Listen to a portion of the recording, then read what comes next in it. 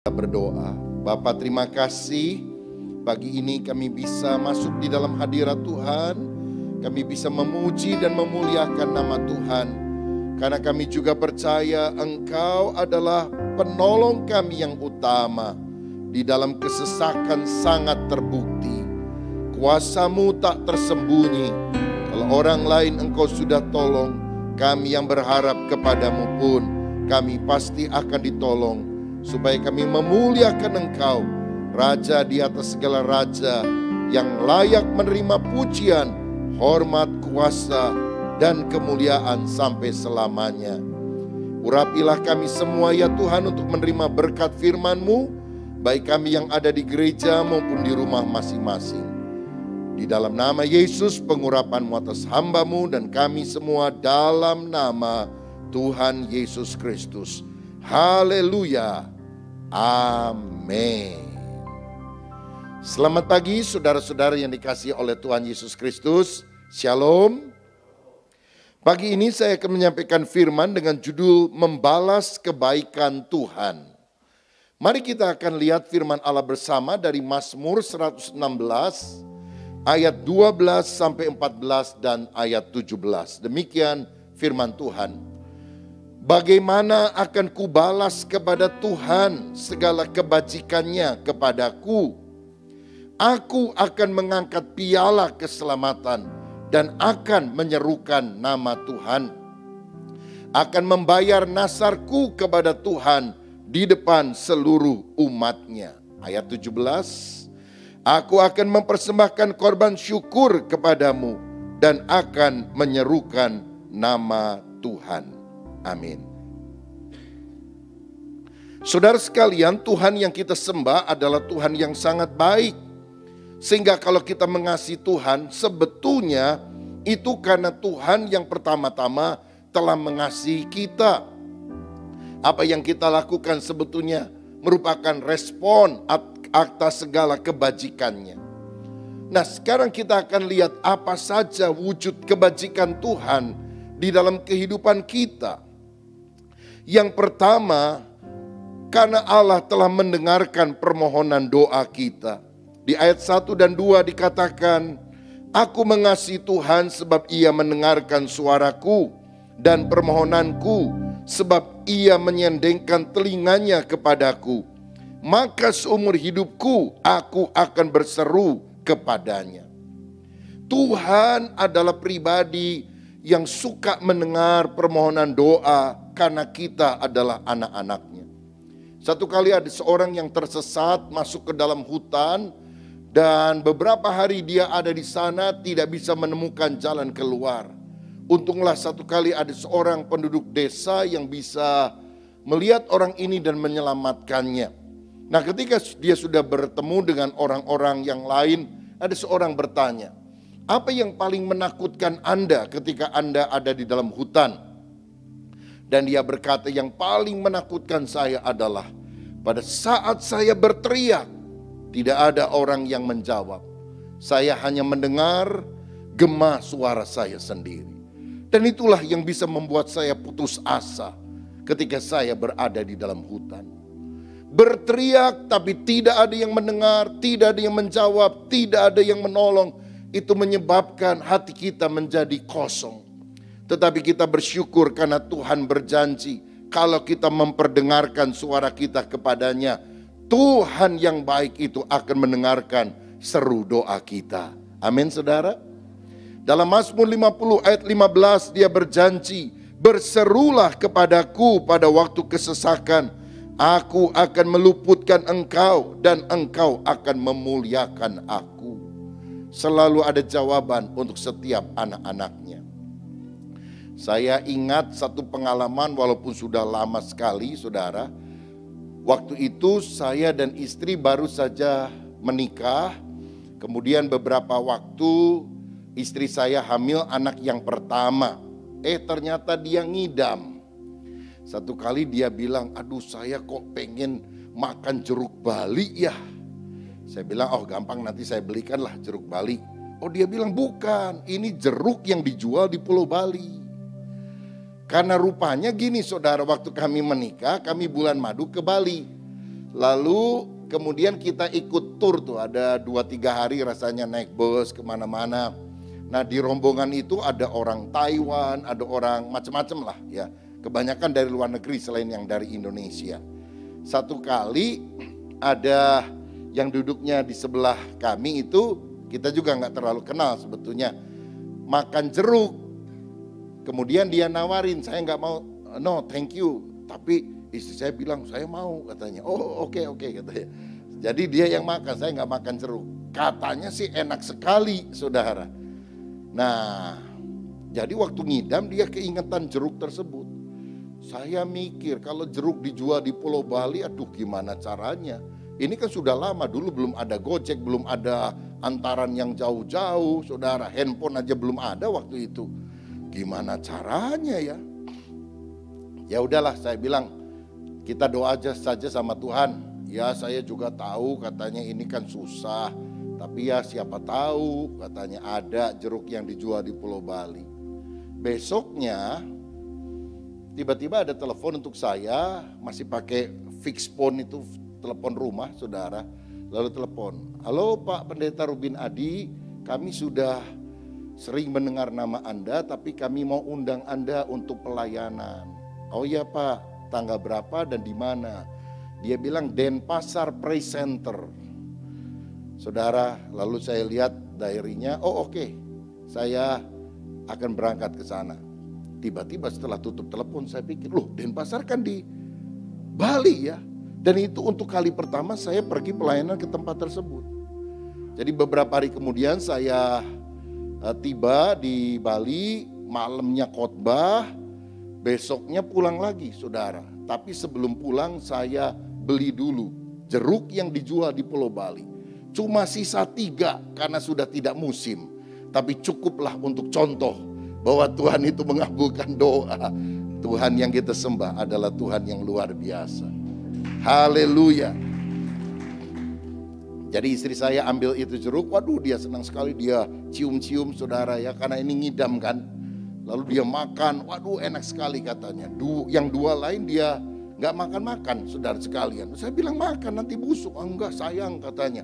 Akhirnya busuk saudara sekalian. Tapi di sini kita lihat tidak ada masalah yang terlalu besar yang tidak bisa Tuhan pecahkan. Tapi tidak ada persoalan yang terlalu kecil yang Tuhan abaikan. Jangan kalau mau doa, ini kan perkara sepele, masa ngerepotin Tuhan. Tuhan itu Bapa yang baik. Kalau memang itu berkenan kepada Bapa, maka Dia akan mengabulkan doa kita. Apalagi doa-doa lain yang jauh lebih penting, jauh lebih besar. Pasti Bapa akan sediakan karena Dia mengasihi kita. Yang kedua, wujud kebaikan Bapa adalah Dia meluputkan kita dari maut. Ayat 3 dan 4 dari Mazmur 116 tadi berkata, tali-tali maut telah meliliti aku dan kegentaran terhadap dunia orang mati menimpa aku. Aku mengalami kesesakan dan kedukaan. Tetapi aku menyerukan nama Tuhan, ya Tuhan, luputkanlah kiranya aku. Dalam kehidupan ini kadang-kadang ada sakit penyakit yang bisa merenggut nyawa kita. Ada virus-virus yang mengancam kita. Ada bencana atau kecelakaan yang bisa saja datang tanpa kita pikirkan atau harapkan. Tapi kita percaya kalau memang masih ada tugas yang Tuhan berikan kepada kita di bumi ini, Dia akan meluputkan kita dari maut. Mazmur 103 ayat 1-4 berkata, pujilah Tuhan hai jiwaku, pujilah namanya yang kudus hai segenap batinku. Pujilah Tuhan hai jiwaku dan janganlah lupakan segala kebaikannya. Dia yang mengampuni segala kesalahanmu dan menyembuhkan segala penyakitmu. Dia yang menebus hidupmu dari lubang kubur dan yang memahkotai engkau dengan kasih setia dan rahmat. Saudara mungkin pernah sakit, tapi jangan ingat-ingat penyakitmu. Tapi ingat Tuhan telah menyembuhkan kita. Sehingga ada pujian di hati kita karena kebaikan Tuhan.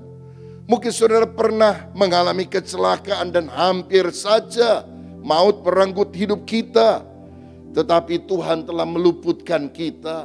Bahkan Dia meluputkan kita dari kematian yang kekal, yaitu penghukuman di api neraka. Ketika kita percaya kepada Yesus, Dia memberikan kepada kita hidup kekal sampai selama-lamanya. Itulah kebaikan Tuhan dalam hidup kita. Sekian tahun yang lampau, saya dan juga rombongan dari pelayanan misi berkat dari Bandung, Jakarta, dan kota yang lain melakukan pelayanan misi ke 34 provinsi di Indonesia. Nah, saya ingat satu kali kami mengunjungi Jambi. Pada waktu itu sedang terjadi kebakaran hutan yang hebat sehingga asap ada di mana-mana. Tapi pada waktu yang sudah di-schedule katanya asapnya sudah mulai agak surut. Jadi kita akhirnya berani berangkat, saudara. Tapi ketika mau mendarat di sana, kita melihat, wih, asapnya masih cukup tebal. Waduh, kita berdoa karena baunya juga ada sebagian yang masuk ke dalam. Dan ketika pesawat itu mau landing, saudara, waktu makin dekat kita lihat, loh, kok landasannya di sebelah sana, kita mengarah ke pohon-pohon kelapa. Waduh, kita kaget semuanya, saudara. Dan benar, itu pilotnya mungkin melihat langsung dari begini langsung zut, dia naikin lagi ke atas. Tapi nggak bisa mulus, jadi jet. Waduh, semua yang di dalam pesawat itu berteriak, saudara. Tapi untunglah, puji Tuhan, kita bisa lolos dari maut dan bisa mendarat. Waktu kita turun, itu orang-orang yang di lapangan, semua pada menanti di depan, saudara. Mereka ada sebagian bertepuk tangan dan sebagainya. Dan mereka bilang, waduh, tadi kita lihat itu hampir saja jatuh. Sampai kita semuanya keluar. Nah, peristiwa ini kemudian masuk ke TV juga pada waktu itu. Dan saya dengar pilotnya kemudian diskor sekian waktu. Saudara-saudara, aduh, kita bersyukur semua. Dan akhirnya kita bisa melakukan pemberitaan Injil kepada suku anak dalam. Atau dulu orang bilang suku Kubu dan Lubu. Memberitakan Injil kepada mereka. Saudara, kalau kita masih ada tugas, niat kita memuji Tuhan, perlindungan Tuhan tetap akan diberikan kepada kita. Nah, sekarang bagaimana kita membalas kebaikan Tuhan? Yang pertama, Daud berkata, aku akan mengangkat piala keselamatan, aku akan menyerukan nama Tuhan. Artinya apa? Menghargai, menjunjung tinggi keselamatan yang Tuhan berikan. Tidak hidup sembrono, gegabah, hidup menurut maunya sendiri, tapi takut akan Tuhan. Bahkan kita terus berjalan di dalam kebenaran, mencapai kesempurnaan, yaitu keserupaan karakter kita seperti Yesus. Karena dalam Filipi 2 ayat 12-13 dikatakan, hai saudaraku yang kekasih, kamu senantiasa taat, karena itu tetaplah kerjakan keselamatanmu dengan takut dan gentar, bukan saja seperti waktu aku masih hadir, tetapi terlebih pula sekarang waktu aku tidak hadir. Karena Allah lah yang mengerjakan di dalam kamu, baik kemauan maupun pekerjaan, menurut kerelaannya. Kita yang harus mengerjakan keselamatan sampai sempurna, yaitu karakter kita serupa seperti Kristus. Tapi sebetulnya di dalam Tuhanlah yang bekerja melalui Roh Kudus memampukan hal tersebut. Hargai keselamatan dan tidak menyepelekannya. Yang kedua, kita harus membayar nasar. Aku akan membayar nasarku kepada Tuhan di depan seluruh umatnya, kata ayat 14 tadi. Apa itu nasar? Janji kepada Tuhan yang kita harus tepati. Seperti Hana yang berdoa, Tuhan, aku janji kalau engkau mengabulkan doaku dan memberikan seorang anak kepadaku, anak ini aku akan serahkan menjadi hamba Tuhan. Dan Hana menepati janjinya itu. Samuel anaknya kemudian menjadi seorang hamba Tuhan yang luar biasa. Bahkan dia yang mengurapi Saul dan Daud menjadi raja Israel. Saudara, kalau kita berdoa, baik sekali kalau kita menyertakan nasar, artinya janji. Tuhan, kalau engkau mengabulkan doaku, aku berjanji. Saudara bisa mengucapkan janji, terserah saudara. Mungkin aku mau melayani Tuhan, aku mau memberikan persembahan janji iman, aku mau lebih memperhatikan orang-orang miskin, atau apa saja janjimu kepada Tuhan. Saudara-saudara, yang penting kita berjanji dan menepati. Karena dalam Pengkhotbah 5 ayat 3-5, dikatakan demikian, kalau engkau bernasar kepada Allah, jangan menunda-nunda menepatinya, karena ia tidak senang kepada orang-orang bodoh. Tepatilah nasarmu, lebih baik engkau tidak bernasar daripada bernasar tapi tidak menepatinya. Janganlah mulutmu membawa engkau ke dalam dosa, dan janganlah berkata di hadapan utusan Allah bahwa engkau hilaf. Apakah perlu Allah menjadi murka atas ucapan-ucapanmu dan merusak pekerjaan tanganmu? Jadi lebih baik janji dan menepati daripada janji dan tidak menepati. Mungkin ada yang bilang kalau gitu gak usah bernasar aja daripada nanti gak bisa menepati. Oh boleh juga. Tapi ingat saudara, nasar adalah tanda keseriusan hati kita kepada Tuhan. Jadi kalau kita gak suka bernasar mungkin kita kurang serius. Dan kalau kita kurang serius kadang-kadang doa kita gak dikabulkan atau lama dikabulkannya. Jadi yang paling benar kita doa dengan serius, hati kita terangkat kepada Tuhan. Dan kemudian kita berjanji, lalu kemudian menepati janjinya. Yang ketiga, kita harus mempersembahkan korban syukur kepada Tuhan. Itu yang dikatakan ayat 17a tadi. Aku akan mempersembahkan korban syukur kepadamu. Kalau Tuhan sudah begitu baik dalam hidup kita, mari kita berhenti mengomel, bersungut-sungut, karena Tuhan selalu punya rencana yang terbaik di dalam kehidupan kita. Dalam ibadah minggu saya sudah saksikan, ada tanah persis nempel di samping gereja sebelah situ saudara, yang kita mau dapat sebelah belakang. Tapi ternyata keduluan orang lain. Aduh, saya agak kecewa sebetulnya. Tapi ya sebulan kemudian lah, ada yang menawarkan rumah yang persis di depan saudara. Ya nempel juga di gereja kita, tapi di bagian depan. Jadi lebih strategis. Dan akhirnya setelah proses tertentu, berapa waktu yang lalu deal saudara. Jadi ini minggu depan rencananya kita bisa miliki rumah tersebut. Dan saya berkata, Tuhan, kalau kami berhasil membeli rumah yang di belakang gereja, uangnya udah habis untuk bisa beli yang di depan. Apalagi masa pandemi begini. Tapi Tuhan istilahnya menggagalkan yang di belakang. Walaupun kita kecewa, Dia maha mengerti, Dia maha tahu. Dia selalu sediakan yang terbaik bagi anak-anaknya. Jadi kalau saudara ada rencana gagal, ada deal bisnis tidak berhasil, jangan bilang Allah itu tidak baik. Tuhan sedang menyiapkan sesuatu yang lebih baik pada waktunya Tuhan. Karena itu mari kita senantiasa mempersembahkan korban syukur kepada Dia. Dan bergembiralah karena Tuhan, maka Dia akan memberikan kepadamu apa yang diinginkan hatimu. Gembira dulu, bersyukur, baru jawaban Tuhan akan diberikan kepada kita.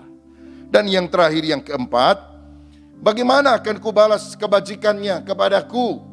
Aku akan mempersembahkan korban syukur dan aku akan menyerukan nama Tuhan. Menyerukan nama Tuhan artinya bersaksi, menceritakan kebaikan Tuhan.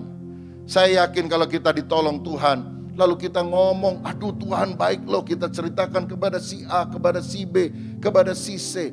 Itu adalah balasan kasih kita kepada Bapa yang tidak mungkin kita balas dengan perbuatan apapun. Jangan diam-diam saja saudara. Kalau kita sudah ditolong Tuhan, cerita kebaikan Dia. Cerita kepada keluarga, cerita kepada teman-teman, cerita kepada orang lain.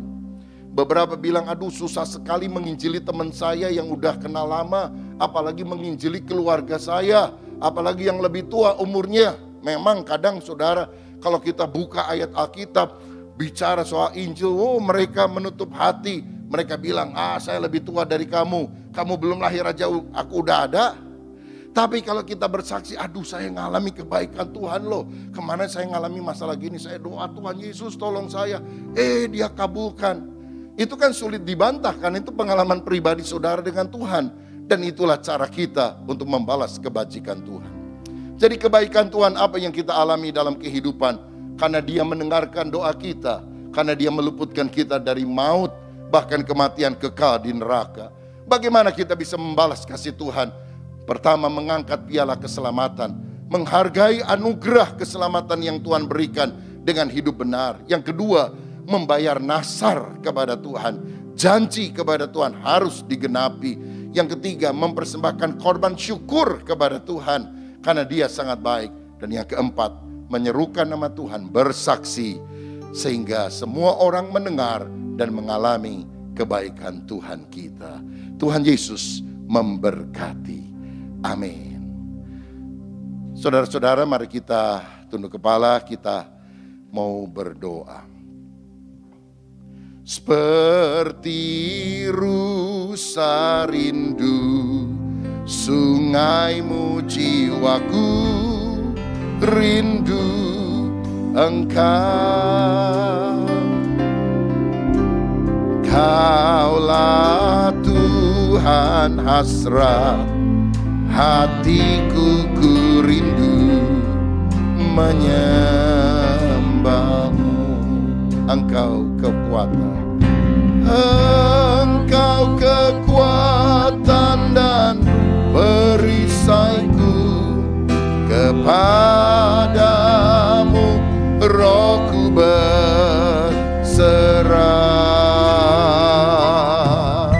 Kaulah Tuhan hasrat hatiku, ku rindu menyembahmu. Mari katakan, Yesus, Yesus, Yesus, Kau berarti bagiku.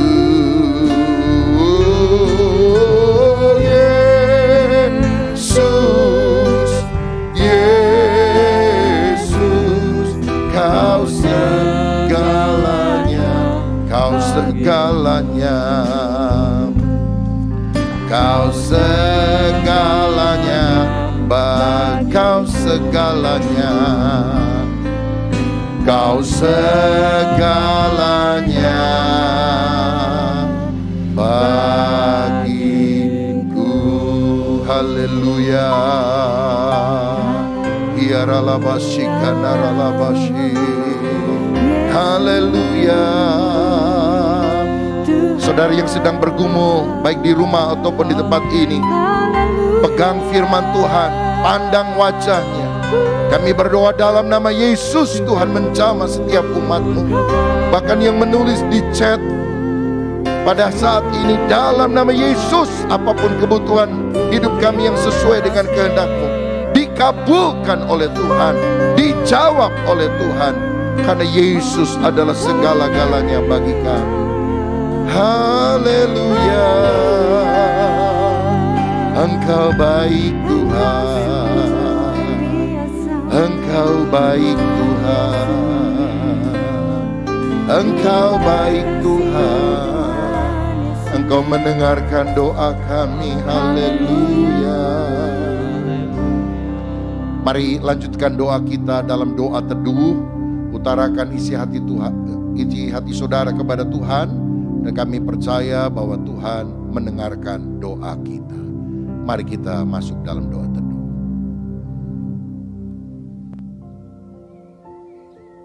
Shalom. Mari kita mempersiapkan hati masuk di dalam doa teduh. Mulut kita diam, tetapi hati kita berkata-kata kepada Tuhan. Pikiran kita terkonsentrasi kepada Dia.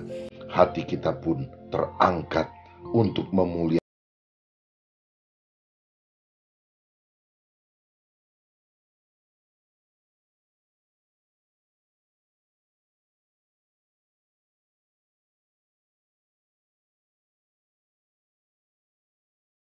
116 ayat 12 dan 13 berkata, bagaimana akan kubalas kepada Tuhan segala kebajikannya kepadaku?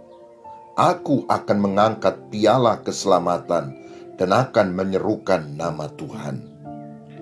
Tuhan, terima kasih untuk kebaikan-Mu yang luar biasa. Engkau mendengar permohonan doa kami. Engkau meluputkan kami dari maut. Engkau juga memelihara orang-orang sederhana.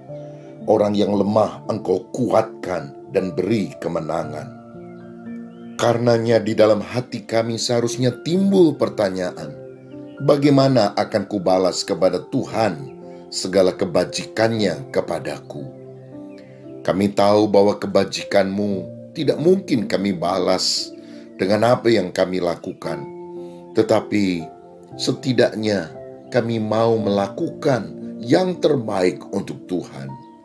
Kami akan mengangkat piala keselamatan dan menyerukan nama Tuhan. Artinya kami ingin hidup sesuai dengan panggilan keselamatan yang Tuhan sudah berikan. Memelihara kebenaran di dalam hidup kami, tidak menyia-nyiakannya. Ya Tuhan, mampukanlah kami untuk itu. Saudaraku, mari kita masuk dalam doa pribadi agar kita bisa menjunjung tinggi anugerah keselamatan. Tidak hidup sembrono, tapi hidup suci untuk mengerjakan.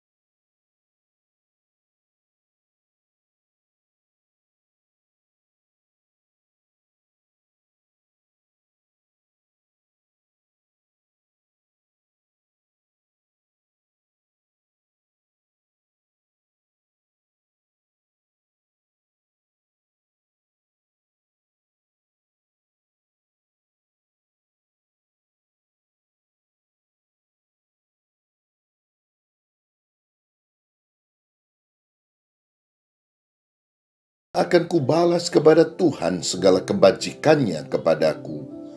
Ayat 14, aku akan membayar nasarku kepada Tuhan di depan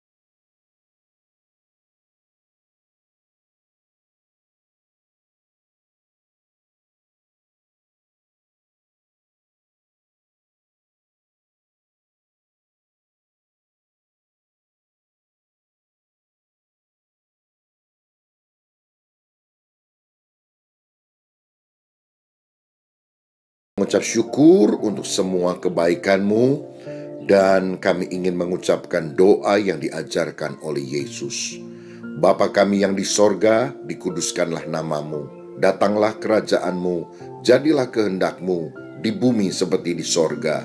Berikanlah kami pada hari ini makanan kami yang secukupnya, dan ampunilah kami akan kesalahan kami, seperti kami juga mengampuni orang yang bersalah kepada kami. Dan janganlah membawa kami ke dalam pencobaan, tetapi lepaskanlah kami daripada yang jahat. Karena Engkaulah yang mempunyai kerajaan dan kuasa dan kemuliaan sampai selama-lamanya. Amin. Doa teduh selesai, Tuhan Yesus memberkati.